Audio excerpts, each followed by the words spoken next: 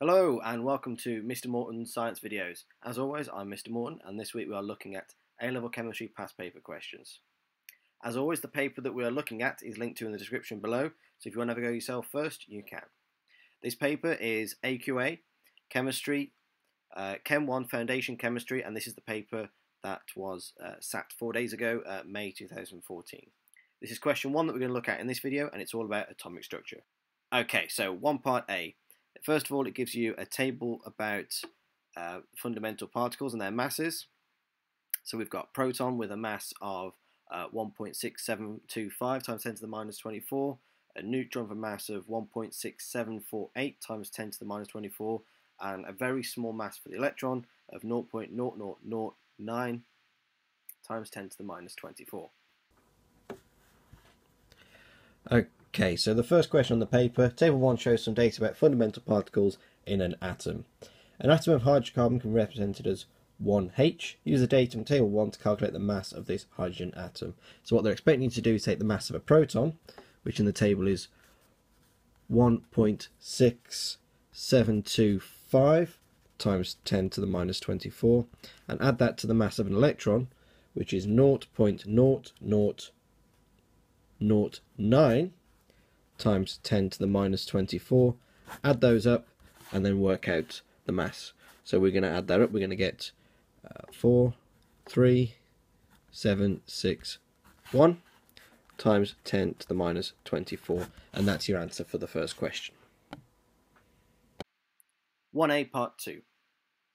Which one of the following is a fundamental particle that would not be deflected by an electric field?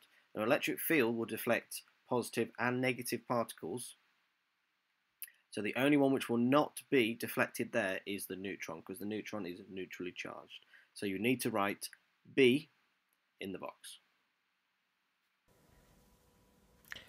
Okay, so this is 1 part B part I. Calculate the percentage abundance of boron 10. So we've got boron 10 and boron 11, and we're trying to work out the percentage abundance, that's a percentage for your answer, of boron 10 in the naturally occurring sample of boron. Now in the question it tells you that it's got an atomic mass of 10.8. This is the other way around to how we usually do it. We usually work out what the atomic mass is from these. Now because that's 0.8, we can work out quite easily that there are 4 times as many of boron 11 as there are to boron 10. Now I'm just going to do that quickly to find out if that's correct. So 10 times 1 plus 11 times 4 equals 54, and I'm going to divide that by the total, which is 5, and I get an answer which is 10.8.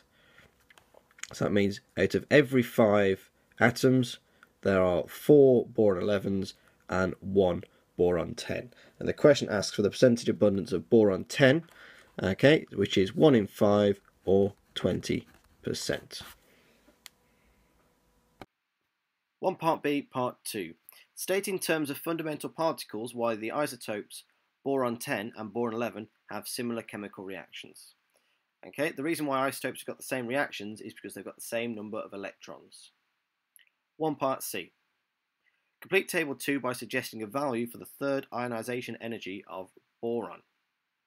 Now for this you will be expected to pick a number that is either fairly close to the second or fairly close to the fourth ionization energy of boron, and you will need to work out which one it is, determined by whether you're moving your shell or not. So the first ionization energy of boron is going to be taking off that 5th electron. Your second ionization energy is going to be taking off that 4th electron, and the third will be taking off the 3rd electron. Now the 3rd electron is the first electron in a new shell, so that would actually be closer to the 2nd electron than it would be to the 4th.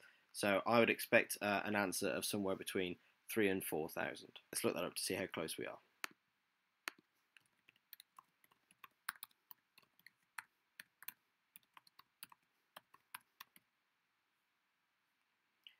Okay, third ionization energy of boron is 3,660. So an answer between 3,000 or 4,000 would have got you the mark. Again, the reason we know that is because if to remove the fourth electron, you're now going on to the first shell of electrons, and that's where you'd expect a large leap because you're changing shells. Okay, so this is question 1, part D. Write an equation to show the process that occurs when the second ionization energy of boron is measured. Okay, so you're going to have a boron plus, it's going to be hit by an electron, so plus E minus goes to boron 2 plus 2E minus. Now this question comes up quite often, so you would also be allowed to have boron plus goes to boron 2 plus E minus. The question does say include state symbols in your equation, so you need to make sure that these are gaseous because the sample has been vaporized.